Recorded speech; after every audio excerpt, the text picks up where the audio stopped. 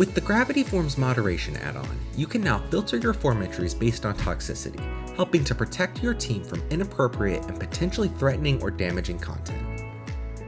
In this video, we'll take a look at how you can use the Moderation add-on to filter out toxic form entries submitted to your site. Before we get started, be sure to check out our blog article, linked in the description, for a more detailed written guide on using the Moderation add-on. And don't forget to subscribe to the channel so you don't miss a video. We'll start by installing and activating the add-on.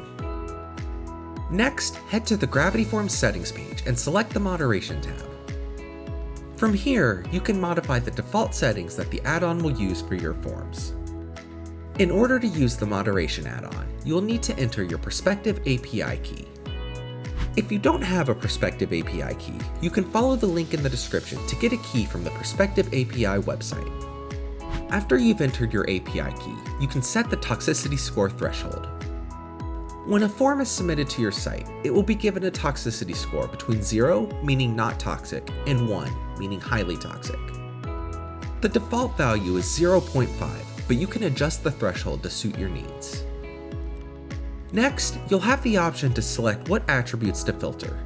Attributes include toxicity, insults, profanity, threats, and more. Please note that the attributes displayed will vary depending on which language you selected when requesting Perspective API access.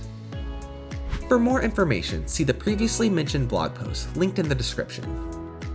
You can also add a comma-separated list of words that you would like to be automatically flagged as toxic. You will also want to select the action to be taken for toxic entries. You can have toxic entries be sent to a toxic box, which you can review when looking at a form's entries, or delete it entirely. Please note that entries sent to the toxic box will be blurred by default. However, you can click on the eye to view the entry.